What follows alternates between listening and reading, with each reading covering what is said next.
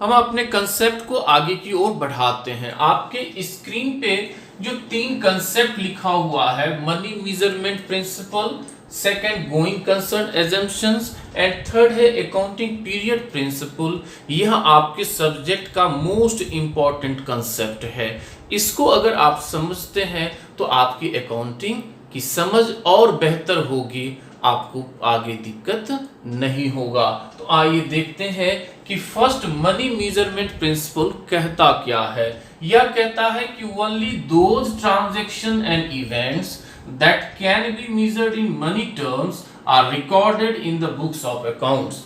क्या मतलब हुआ? इसने कहा कि सिर्फ उसी ट्रांजैक्शंस को रिकॉर्ड करेंगे जो मनी के फॉर्म में होगा। दैट इज, अगर मनी के फॉर्म में आपका नहीं है ट्रांजैक्शंस, सपोज कीजिए कि आपने क्या किया, अपने पेन के बदले में किसी से दूसरा पेन ले लिया, तो यहां पर मनी का ट्रांजैक्शन नहीं हुआ।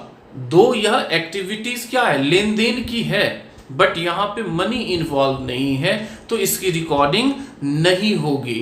कहने का तात्पर्य है कि केवल और केवल उन्हीं ट्रांजैक्शंस को आप बुक्स ऑफ अकाउंट में रिकॉर्ड करेंगे जिसको मनी के फॉर्म में आप मेजर कर सकते हैं। आपके पास सेकंड आता है going concern assumption. Going concern assumption कहता है कि business shall continue for a foreseeable period and there is no intention to close the business। foreseeable period का मतलब होता है इनफाइनाइट पीरियड के लिए, लंबे समय के लिए। और जब आप बिजनेस स्टैब्लिश करेंगे तो उसे क्लोज करने की या उसे स्केल डाउन करने की कोई इंटेंशन नहीं होगी। एंड थर्ड आपके पास आता है accounting period principle. Friends, going concern में आपने देखा कि बिजनेस कंटिन्यू करेगी, इसकी लाइफ क्या होगी, इनफाइनाइट होगी। तो अब विचार करने वाली बात है, हम बिजनेस कर रहे हैं, हमें पता कैसे चलेगा कि बिजनेस हमारा ग्रो कर रहा है, हमें प्रॉफिट अर्न करके दे रहा है, या बिजनेस में हमें लॉस हो रहा है। इसलिए एक एक प्रिंसिपल लाया गया, अकाउंटिंग पीरियड प्रिंसिपल। यह कहता है the life of an enterprise is broken into smaller periods. यह जो इनफाइनाइट लाइफ होता बिजनेस का, उस लाइफ को छोटा छोटा टुकड़ा किया गया, एक लिमिटेड पीरियड में बांटा गया, so that it's performance is measured at regular intervals, ताकि हम उसके परफॉर्मेंस को मीजर कर सकें। सपोज कीजिए कि हमने इसके लाइफ को क्या किया, 12 मंथ में डिवाइड कर दिया, तो एटलीस्ट हमें यह तो पता चलेगा कि 12 month, at the end of 12 month हमारा बिजनेस जो है वह प्रॉफिट अर्न कर रहा है या फिर बिजनेस में लॉस हो रहा है। फ्रेंड्स, तो यह जो स्मॉलर पीरियड्स होंगे उनको कहा जाएगा अकाउंटिंग पीरियड्स। आपने अकाउंटिंग पीरियड प्रिंसिपल के बारे में अभी पढ़ा। अकाउंटिंग पीरियड प्रिंसिपल क्या कहता है कि हम बिजनेस की जो लाइफ है उसको स्मॉल पीरियड्स में कन्वर्ट कर देंगे, ब्रेक कर देंगे, और उस स्मॉल पीरियड्स को हम नाम देंगे अकाउंटिंग पीरियड। फॉर एग्जाम्पल हमने कहा कि से 12 मंथ्स। अब थोड़ा सा इसको इलेबोरेट करते हैं। देखिए, गोइंग कंसर्न एजम्पशन क्या कहता है कि बिजनेस आपकी फॉरसीएबल फ्यूचर तक चलेगी और इसे बंद करने का कोई इंटेंशन भी नहीं है। तो इमेजिनेशन करते हैं, सपोज कीजिए कि यह बिजनेस है आपका, इस बिजनेस में इन्वेस्टमेंट किया गया, किसके द्वारा, ओनर के द्वारा, कैपिटल के फॉर्म में, और बैंक लोन्स आपने लगा करके बिजनेस को रन किया।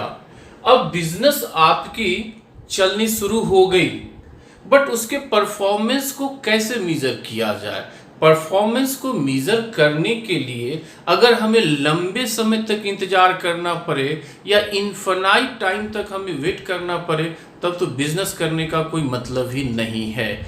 इसलिए परफॉर्मेंस मेजर करने के लिए क्या किया गया, निकाला गया कंसेप्ट अकाउंटिंग पीरियड प्रिंसिपल का। तो आप यह देख रहे हैं डॉटेड लाइन, या डॉटेड लाइन शो कर रहा है कि इस बिजनेस की जो लाइफ है वह फॉरसेबल फ्यूचर के लिए है, दैट इज लॉन्ग पीरियड के लिए है। और यह अकाउंटिंग पीरियड क्या करता है, इस लाइफ को 12 मंथ के इक्वल इंटरवल्स में डिवाइड कर देता है। और इस 12 मंथ के पीरियड को नाम दिया गया अकाउंटिंग पीरियड। अब यह अकाउंटिंग पीरियड आपका स्टार्ट कब से होगा और यह एंड कब होगा, तो जनरली यह 1 अप्रैल ऑफ करेंट ईयर और to 31 March of next year तक होता है। दैट इज आप कहेंगे जैसे यह आपका ईयर चल रहा है 2020, तो 2020 हमारा करेंट ईयर हुआ, तो इसका हम लेंगे 1 अप्रैल 2020, और नेक्स्ट ईयर जो 2021 आएगा उसके 31 मार्च तक का पीरियड लेंगे। इस तरह से पीरियड हो गया 1 अप्रैल 2020 टू 31 मार्च 2021। इसको फर्स्ट अकाउंटिंग पीरियड कहेंगे अगर हमने बिजनेस को 2020 के 1 अप्रैल को स्टार्ट किया है तब। और यही प्रोसेस जो है यह कंटिन्यू होता रहेगा। इससे क्या बेनिफिट मिलेगा कि बिजनेस में जो ऑनर ने इन्वेस्टमेंट किया उसे पता चल पाएगा कि उसने जो इन्वेस्टमेंट किया उस पर रिटर्न उसे क्या मिल रहा है, बिजनेस प्रॉफिट अर्न कर रहा है कि नहीं, कहीं बिजनेस में लॉस तो नहीं हो रही है। फिर मैनेजमेंट देखेगा कि हमें क्या बिजनेस के लिए डिसीजन लेना है। गवर्नमेंट इंतजार करते रहती है कि टैक्स उसे मिले, क्योंकि गवर्नमेंट की रेवेन्यू जो है वह टैक्स के फॉर्म में ही मिलती है। बिजनेस ग्रो करेगी तो गवर्नमेंट को टैक्स मिलेगा। एक इंस्टीट्यूशन जो है उसने बिजनेस में इन्वेस्टमेंट कर रखा है तो उसे भी इस बात की इंतजार रहती है कि साल के अंत में उसे इंटरेस्ट मिलेगा और उसका इन्वेस्टमेंट सिक्योर है कि नहीं। आपको पता है कि बिजनेस के बहुत सारे यूजर्स होते हैं, बहुतों ने उसमें अपना इन्वेस्टमेंट कर रखा होता है। तो इस तरह से सिस्टम को फैसिलिटेट करने के लिए, सिंपल बनाने के लिए, बिजनेस के परफॉर्मेंस के मेजर करने के लिए अकाउंटिंग पीरियड प्रिंसिपल लाया गया। ठीक है, अब हम लोग समझते हैं अकाउंटिंग प्रोसेस को। अकाउंटिंग प्रोसेस होता क्या है और इसमें कि कौन कौन से स्टेप्स होते हैं। फर्स्ट, आपको फिनेंशियल अकाउंटिंग में बिजनेस ट्रांजैक्शंस को रिकॉर्ड करना है और उन सारे ट्रांजैक्शंस को रिकॉर्ड करना है मनी के फॉर्म में। तो सबसे पहले जो स्टेप बनता है, आप विचार करें कैसे पता चलेगा कि यह बिजनेस ट्रांजैक्शन है, फिर कैसे पता चलेगा कि यह मनी के फॉर्म में है कि नहीं। तो इसके लिए आपको आइडेंटिफाई करना होगा। तो आपके फर्स्ट स्टेप का नाम आता है identifying financial transactions and events. अब आप आइडेंटिफाई कैसे करेंगे? With the help of evidences. और इन एविडेंसेस को नाम क्या दिया जाएगा? Source documents. एक्चुअली ये हमारे बिजनेस ट्रांजैक्शंस के प्रूफ्स होते हैं। और जनरली आपने देखा होगा जब आप शॉपिंग करने जाते हैं तो आपको शॉपकीपर्स आपको बिल्स देता है, आपको इनवॉइसेस देता है। जब आप पेमेंट करते हैं तो आपको कैश मेमो देता है। तो इन सब को कहा जाएगा सोर्स डॉक्यूमेंट्स, और यह हमारे बिजनेस ट्रांजैक्शंस के लिए एविडेंस का काम करेगा और इसी से हम आइडेंटिफाई कर लेंगे फिनेंशियल ट्रांजैक्शंस एंड इवेंट्स को। नेक्स्ट स्टेप आपका आता है रिकॉर्डिंग। जब आपने आइडेंटिफाई कर लिया कि यह फिनेंशियल ट्रांजैक्शंस हैं तो अब इनको रिकॉर्ड करना है। और रिकॉर्ड करने के लिए फर्स्ट ऑफ ऑल आपको प्राइमरी बुक्स में जाना पड़ेगा। जिसको हम लोग कहते हैं जर्नल बुक्स। अब आपने जर्नल बुक्स में एंट्री पास कर दी। अब आपका तीसरा स्टेप होगा क्लासिफाइंग। क्लासिफाइंग में आपको सिमिलर जो ट्रांजैक्शंस हैं जिनके नेचर एक जैसे हैं उन सबको एक जगह जाकर के पोस्ट करना है, दैट इज रिकॉर्ड करना है। देखिए जैसे परचेजेस हो गए तो जितने परचेजेस होंगे उन सबको एक जगह लिखना होगा। फिर इसी तरह से सेल्स होंगे तो उनको एक जगह लिखना होगा। कैश में आपने पेमेंट किया है तो उन पेमेंट्स को एक जगह लिखना होगा। आपने कैश रिसीव किया है तो उनको एक जगह लिखना होगा। अगर आपने किसी को क्रेडिट मीन्स उधार में आपने किसी को गुड्स सेल किया है, सर्विस सेल किया है या आपने परचेज किया है तो उन सबको अलग अलग आपको लिखना होगा। तो इस प्रोसेस को बोलते हैं क्लासिफाइंग। तो क्लासिफाइंग में जनरली होता क्या है, transactions of one nature eight one place. यह प्लेस क्या कहलाएगा, मेन बुक ऑफ अकाउंट्स, और इसे ही हम बोलेंगे लेजर अकाउंट्स। आगे चल करके आप देखेंगे कि एक चैप्टर है लेजर पोस्टिंग का, वहां आप डिटेल से पढ़ेंगे। आप सिंपली समझें कि जब क्लासिफिकेशन की बात होगी तो समझ जाएं कि एक नेचर के जो भी ट्रांजैक्शंस होंगे उनको डिफरेंट अकाउंट्स में जाकर के पोस्ट कर देना है।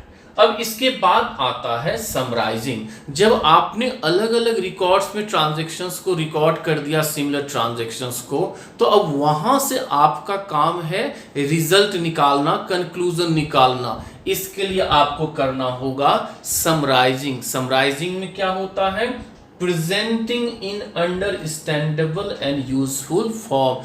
दैट इज जो भी डेटाज आपके पास अब तक अवेलेबल हुए, जो भी इंफॉर्मेशन आपके पास आया उसको अंडरस्टैंडेबल वे में, दैट इज एक सेट पैटर्न में प्रेजेंट करना होगा ताकि यूजर उसको देखकर समझ सके, उसका यूज कर सके। इस प्रोसेस को नाम देते हैं प्रिपरेशन ऑफ फिनेंशियल स्टेटमेंट्स। यह आपका मोस्ट इंपॉर्टेंट चैप्टर आगे आएगा।